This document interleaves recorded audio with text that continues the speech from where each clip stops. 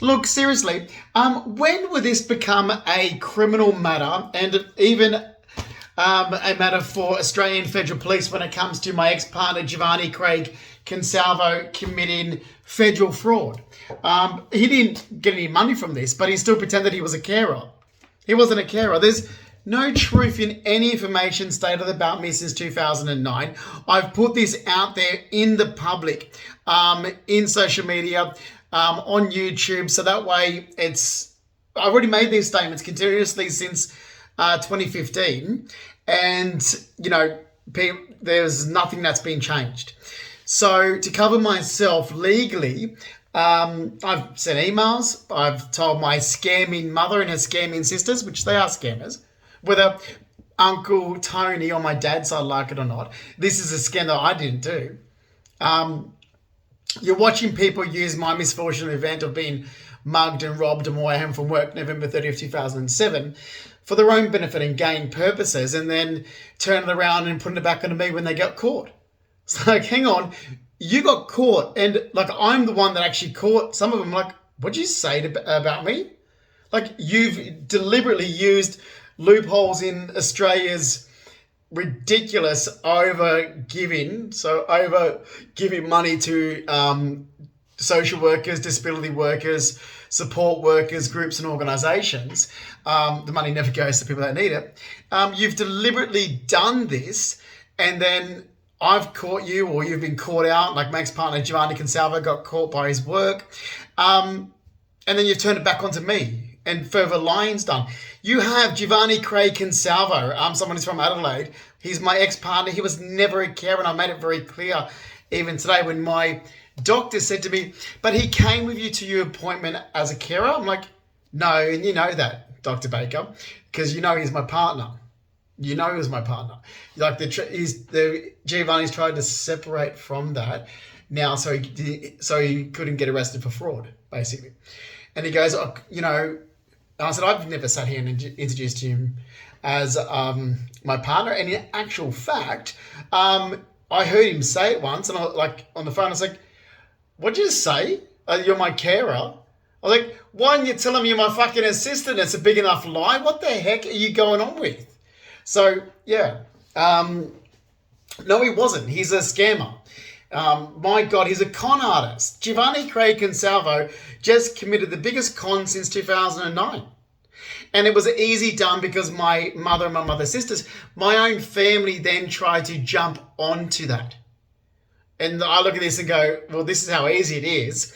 You have organisations that are easy to hide behind, like mental health organisations. So it's easy if you want to do things for your own personal vendetta. Because Australia doesn't have we don't have a legal system, but we have so many organisations that really should not be allowed to operate. And so many even mental health organisations, it's like, it's so easy. If you have an argument with somebody, like it's not, it's not, what's that word I'm looking for? They're not ethical. Yeah, it's so easy to defame someone in Australia. If a common enemy of another person, but those people, becomes a target. And I have. This is what's just continued anyway since 2015. So I'm looking at this going, and the only thing I'm guilty of is like, right, as soon as I found out this happened, I turned around and said the information's not true, corrected, and I was blatantly hit by a brick wall with no legal representation, no way of having it corrected. And I'm like, so I'm going to be the victim of having privacy invasion, prying, confidentiality. Oh, you watched me play biggest prank on these people. So I want to know when the hairdresser Belinda Jeffries is going to be up on cocaine distribution charges. So she did. Let me just go to this first. So when all this was going on, my hairdresser got involved. Now, my hairdresser, I met in late 2013 for a haircut and treatment. She very openly talks about her behaviour, what she gets up to and what she gets up to even on a Monday and Tuesday, or what she does on the weekend. I look at her and go, well, she must shove her entire earnings up her nose because I just bring like $1,500 worth of cocaine to her house and witnessed it.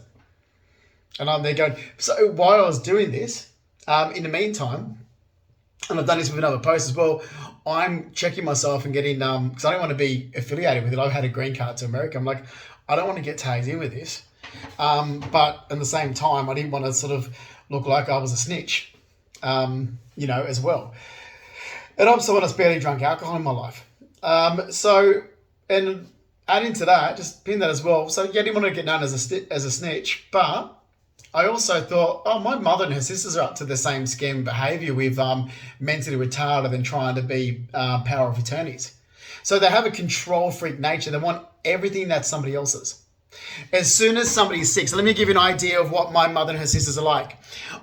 They care. They care. No, they don't.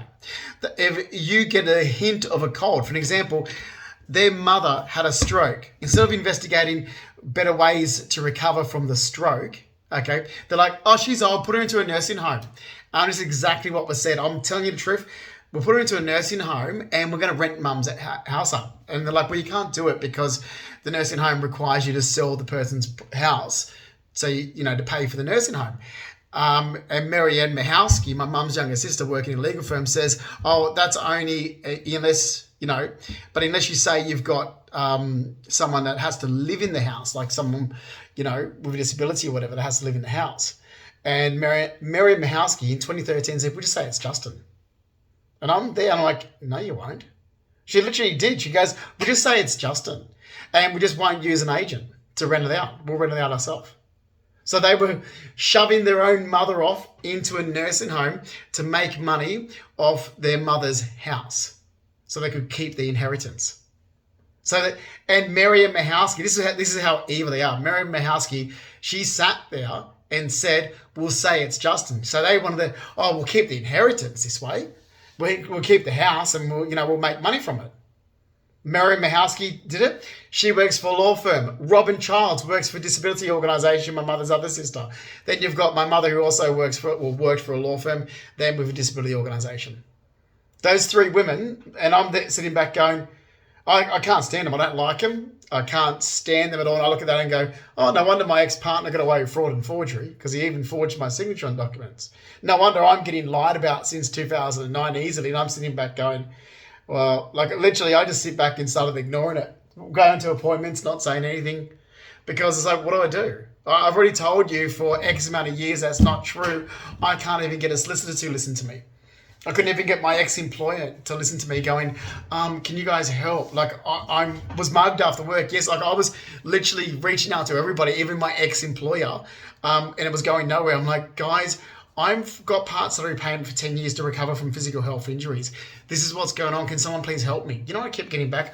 I will get Giovanni to call us. I'm like, he's my ex-partner. What the fuck's going on? Like literally this was going on for years and I'm there going, no one was listening to me. So I got to a point where I just couldn't say anything. I was like, well, just live my life until this ends after part salary payment. And then I'm meant to negotiate my job back. So once this happens, I guess what's going on at the moment will just disappear. And that's what I was thinking. I'm like, oh my God, I can't do anything.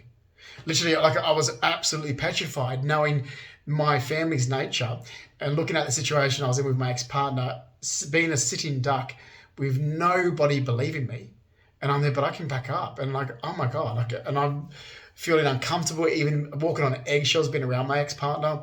Couldn't wait to get away from him. Felt scared to even kick him out of my apartment. I was petrified of him. Absolutely petrified of Giovanni Consalvo. But living with him, I was absolutely petrified. Because of the control that he had due to these organizations and because of the control that he had due to my family. And it was nothing that he, should have had any control of at all. There was no, he just started these sort of, threats and so forth, not long after, I let him live with me. So yeah, he was never ever a carer. I never signed anything for him to be a carer. I'd never do that. Never needed a caring for, never said any of this stuff that now end up getting twisted onto me. It's like, no, I didn't. I was mugged after work, that's right. And I keep saying to people, sure, I was mugged after work, but it was only physical health injuries. Damage to my left eye, I got migraines, damage to my back, damage to the discs on my neck. And that was it.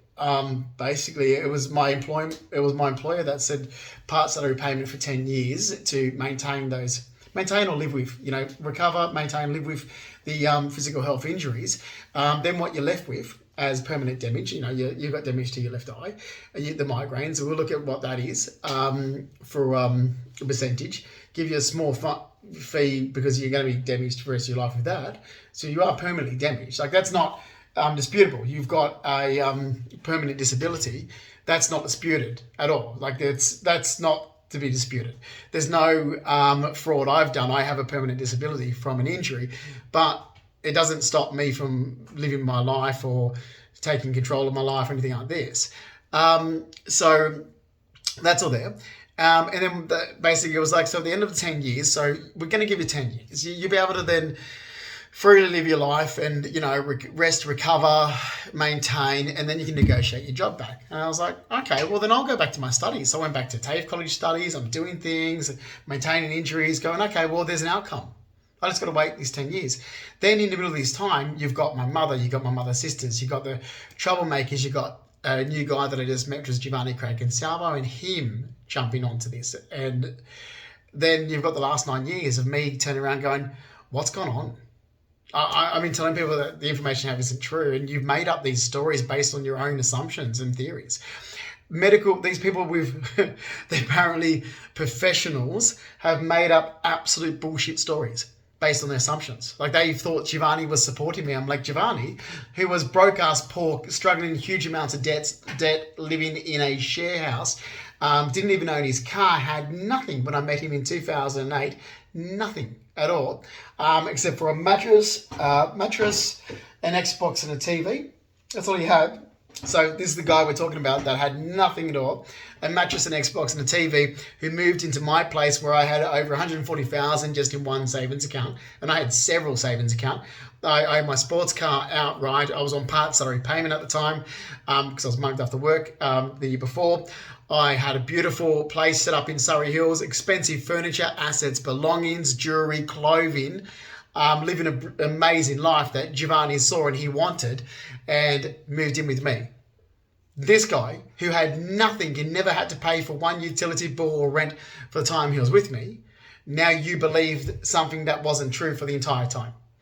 And my family cannot stand back and say, oh, well, we tried to help Justin, And I'm like, did you? Because in 2015, I told you I was lied about and I asked you to help me to get the truth across, and you didn't. Because my mother was negotiating, going, no, I'm only doing this if you move from Sydney and come and live here. Things like this. It's like, no, I won't. I'm sorry. You're not just going to dictate my life to me, thanks very much, because you're a control freak, narcissist, toxic fucking bitch. Like, she was literally telling me, oh, you've got X amount of money still in the bank. Why can't you buy a house here and Faith can rent it off you? I'm like, what? Like, this is what I was getting done. I was like, no, screw this. So then when this hairdresser, so pin that, I'll go back to the hairdresser thing. When this hairdresser made it known to her behavior and thought I was like-minded, which I'm definitely not fucking like-minded, man. And I've kept up all these toxicology reports for years to make sure that I don't get tagged as ever being a drug or alcohol user. So as soon as I saw who this person started socializing with and she kept dragging me into it, I thought, okay, I'll make notes of this because I know what is going on. And basically at the time I thought, well, she just introduced me to some big Russian guy thug that she buys cocaine from. And I was like, well, okay, the way I was thinking at the time, I was like, oh, well, if I ever need Ush to, tell my mother and my mother's sisters that I think you should stop committing fraud and lying about Justin, then I might be able to say, make a call. But that was basically it. So look, Belinda Jeffries, she did. And she got involved. It's like, oh, well, Ush and all these other people that can go after Belinda Jeffries for Levitique Hair Salon and say, you're the fucking idiot that started this Belinda Jeffries as well. Like, you got involved. So drug distribution. I've even got a case number regarding this with Crime Stoppers. So I'm going to send all this information to the opposition because we're going to get nowhere with the Labor government, that's for sure. The Liberal government's who you're going to get somewhere with. So with Dutton. Look, so the case number to do this is CAS 2102576-D for Delta, 6Z for Zebra, 0. In relation to Belinda Jeffries, her birthday is the 30th of September. And I've even said, look, why don't you do an investigation, get a detective to look into the details between text messages from mobile and mobile. So you've got Belinda Jeffries' mobile, which is the 0419639059. Her messaging, Ush, and his old number was 0474666777. And I said, I can give you dates, like the 30th of September 2016, because I started, after I was lied about in 2015, that's when I started doing a diary note of this. I'm like, hang on a minute, I've just been really badly lied about, and these people are getting involved in this. So I was like, shit, I'm getting slandered. So then I was like, okay. So it was about Friday the 30th of September in 2016 and Friday the 20th of May in 2016.